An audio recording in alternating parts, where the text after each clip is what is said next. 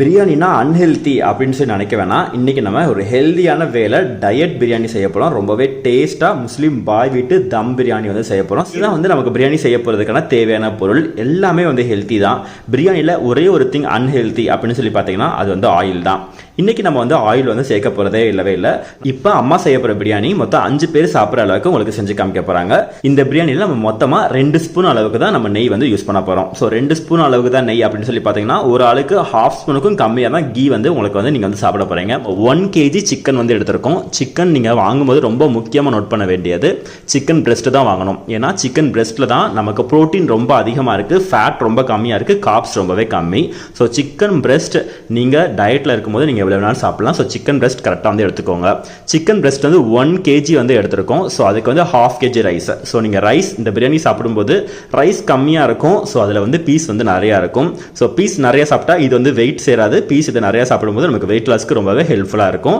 நான் சொன்ன மாதிரி சிக்கன் பிரெஸ்ட்டில் அதிகமான ப்ரோட்டீன் இருக்குது, ரொம்ப கம்மியான ஃபேட் அண்ட் கார்ப்ஸ் வந்து இருக்குது. இந்த பிரியாணி நம்ம எக்ஸ்ட்ராவாக நம்ம வந்து உருளைக்கிழங்கு வந்து ஆட் பண்ண போகிறோம். உருளைக்கிழங்குல நமக்கு கார்ப் சோர்ஸ் வந்து இருக்குது. ஸோ அந்த கார்ப் வந்து நம்ம உடம்புக்கு வந்து ரொம்பவே நல்லது அந்த கார்ப்ஸ். ஸோ நீங்கள் வந்து இந்த சிக்கன், இந்த உருளைக்கிழங்கு ப்ளஸ் நம்ம கொஞ்சோண்டு ரைஸ் எடுக்கும்போது நமக்கு ஒரு டூ டிஃப்ரெண்ட் கார்ப்ஸ் கிடைக்கும். ப்ரோட்டீன் அண்ட் ஃபேட் வந்து இதில் வந்து கிடைக்கும். நம்ம உடம்புக்கு ரொம்பவே நல்ல ஒரு ஹெல்தியான டயட் பிரியாணி தான் இன்னைக்கு செய்ய போகிறோம்.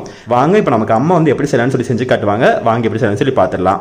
இந்த சிக்கன் பிரியாணிக்கு வந்து இப்போ நம்ம கரம் மசாலா அடிக்க போகிறோம்.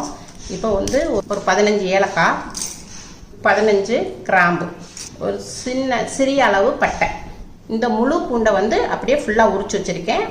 இந்த அளவுக்கு நம்ம வெள்ளைப்பூண்டு எடுத்துக்கிடுவோம். இந்த அளவுக்கு இஞ்சி எடுத்திருக்கேன். அதையும் நம்ம மிக்சியில் போட்டு உங்களுக்கு இதை அடித்து கொண்டு வரேன்.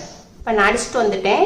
இப்போ வந்து பட்டை, கிராம்பு, ஏலக்காவை வந்து நம்ம வந்து பொடியாக்கிக்கிறணும். கொஞ்சம் பொடியாக ஆக்கின பிறகு அப்புறம் நம்ம இஞ்சி பூண்டை போட்டு அதில் கொஞ்சம் தண்ணி ஊற்றி தான் நம்ம அடித்து இப்படி அடித்து கொண்டு வந்திருக்கேன். இது மாதிரி அடிச்சுக்கோங்க. இந்த மீடியமான வெங்காயம்ப்பா, இதில் ஒரு 4 எடுத்திருக்கேன். இதை வந்து உங்களுக்கு நீளமாக நறுக்கி வச்சுருக்கேன்.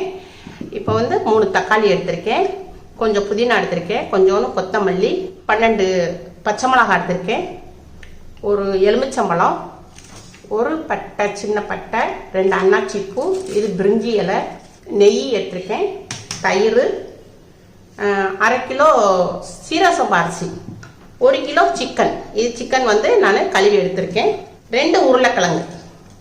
இப்போ நம்ம இதை போட்டு தான் நம்ம சிக்கன் பிரியாணி செய்ய போகிறோம். வாங்க எப்படி செய்யலான்னு பார்ப்போம். சட்டி வச்சுருக்கோம்ப்பா. இப்போ வந்து சட்டி நல்லா காஞ்சிருக்கு. இப்போ நம்ம 2 ஸ்பூனு நெய் விட்டுக்குருவோம். சின்ன பட்டை போட்டுக்குருவோம், 2 அன்னாச்சி பூ, 2 பிரிஞ்சி இலை. இப்போ நறுக்கி வச்சுருந்த வெங்காயத்தை நம்ம போட்டுக்குருவோம். இப்போ இதை நல்லா வதக்கிக்குருவோம். வெங்காயம் கொஞ்சம் வதங்கி இருக்குப்பா. இப்போ இதோட நம்ம வந்து 2 உருளைக்கிழங்கு வச்சுருக்கணும் இல்லையா, அதை இப்போ அதையும் ஆட் பண்ணிக்கிறோம். வெங்காயத்தோடையே இந்த உருளைக்கிழங்கே நம்ம வதக்கிக்கிறோம். வெங்காயத்தையும் உருளைக்கிழங்கையும் நம்ம போட்டு வதக்கியிருக்கோம். நல்லா கொஞ்சம் ப்ரௌன் ஷேடாக வந்துருச்சு.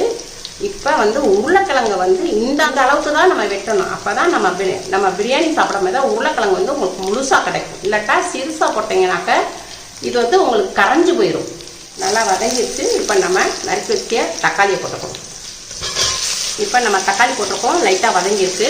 இப்போ நம்ம வந்து இஞ்சி, பூண்டு, கிராம்பு, ஏலக்காய்லாம் போட்டுருந்தோம்லப்பா, அடிச்சு வச்சோம்னா அதையும் நம்ம இதில் சேர்த்துக்கிறோம். இப்போ இதையும் நல்லா வதக்கிக்கிறோம்ப்பா. வதக்குறதுல நம்மளுக்கு டேஸ்ட்டு கிடைக்கும். அடி பிடிக்காமல் நம்ம நல்லா வதக்கணும். பச்சை வாடை போகிற அளவுக்கு வதக்கியிருக்கோம். இப்போ நம்ம வந்து இப்போ சிக்கனை போட்டுக்குவோம். இதையும் நம்ம நல்லா கிளறி விட்டு வதக்கிக்கிறோம். இப்போ என்கிட்ட வந்துப்பா பிங்க் சால்ட்டு காலியாகிருச்சு. அதனால் நான் தேவையான அளவு கல் உப்பு போட்டுக்கிறேன். அதாவது சிக்கனுக்கு தேவையான அளவு நான் உப்பு போடுறேன், கல் உப்பு போடுறேன். பிங்க் சால்ட்டு இல்லைன்னா நம்ம கல் உப்பு சேர்த்துக்கலாம். நல்லா வதக்கிக்கிறணும்ப்பா. வதக்குறது தான் நம்மளுக்கு டேஸ்ட்டு கிடைக்கும். இப்போ வந்து உருளைக்கிழங்கு வந்து ஒரு 1/4 வாசி வெந்திருக்கு. இப்போ வந்து நம்ம சிக்கனோட போட மேத சிக்கனும் இது சேர்ந்து வேற மேத இப்போ உங்களுக்கு உருளைக்கிழங்கு வந்து நல்லா வெந்துடும். அதனால நான் தனியாக அப்போ எடுத்து வச்சுக்கிட்டேன். நான் அரிசி ஆட் பண்ண மேத இப்போ இந்த உருளைக்கிழங்க சேர்ப்பேன். ஒரு உருளைக்கிழங்குல வந்து நான் 4 துண்டு போட்டிருக்கேன். அதனால ஈஸியாக அதுலேருந்து நம்ம வதக்கும் போது இதை எடுத்துடலாம். இப்போ நல்லா சிக்கன் வந்து நல்லா வதங்கியிருக்குப்பா. இப்போ ஒரு ஸ்பூனு மிளகாப்பொடி போட்டுக்குருவோம். இப்போ நம்ம பச்சை மிளகா போட்டுக்குருவோம். கொஞ்சோண்டு புதினா, கொஞ்சோண்டு மல்லி, இதையும் நல்லா வதக்கிக்கிடுவோம்.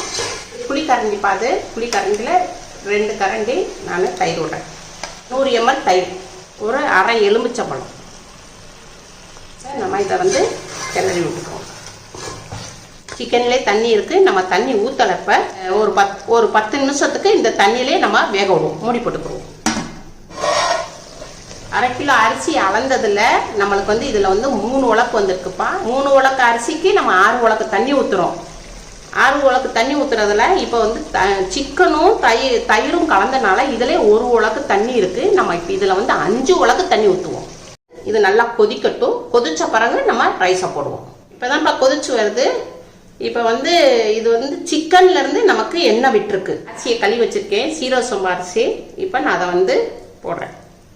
அரிசி ஒரு 10 நிமிஷம் ஊற வச்சுருந்தேன்ப்பா. ஊற வச்சு போடுங்க. 10 நிமிஷம் ஊற வச்சுக்கோங்க. இப்போ மதுரை பக்கத்தில்ப்பா எங்களுக்கு வந்து இந்த சீரக சம்பா தான் சாப்பிட்டு பழக்கமாயிடுச்சு. நல்லா டேஸ்ட்டு கொடுக்கும். நீங்கள் பாஸ்மதி அரிசி வேணால் நீங்கள் பாஸ்மதி சேர்த்துக்கோங்க. இப்போப்பா நம்ம அந்த இஞ்சி பூண்டு இதோட வதக்கி வச்சுருந்தோம் இல்லையா உருளைக்கிழங்கு, இப்போ இதை சேர்த்துக்குருவோம். நம்ம ஃபஸ்ட்டு போட்டு இதை வதக்குனனால அதில் உள்ள டேஸ்ட் நல்லா இறங்கியிருக்கும். டேஸ்ட்டும் கொடுக்கும். நம்ம சாப்பிடும்போது உருளைக்கிழங்கு வந்து ரொம்ப டேஸ்ட் கொடுக்கும்.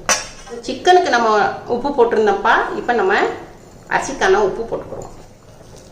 இப்போ இதை வந்து கிண்டி விட்டுக்குருவோம். இது 10 நிமிஷத்துக்கு நம்ம மூடி போட்டு வேக விடுவோம். இப்போ நம்மளுக்கு வந்து 3/4 பதத்துக்கு வெந்திருக்கு. இன்னும் வேகலை. இதை வந்து நம்ம தம் கொடுக்க போகிறோம்.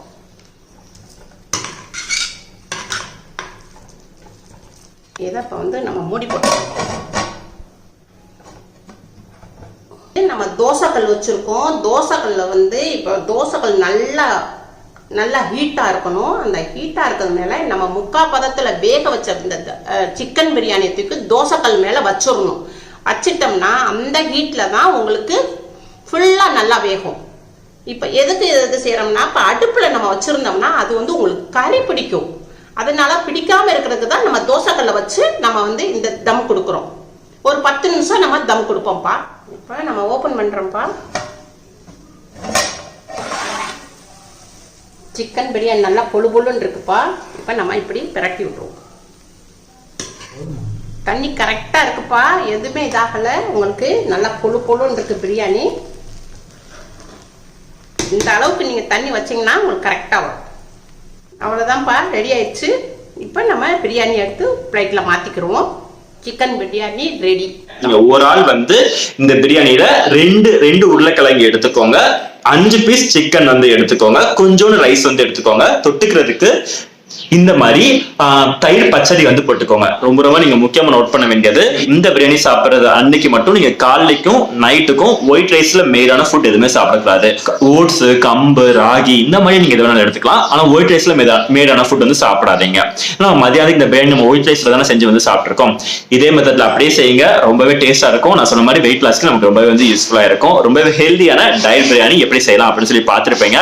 இந்த வீடியோ பிடிச்சிருந்துச்சுன்னா மறக்காம லைக் பண்ணிருங்க. நம்ம சேனல் நீங்களும் சப்ஸ்கிரைப் பண்ணல அப்படின்னா மறக்காம சப்ஸ்கிரைப் பண்ணிக்கோங்க.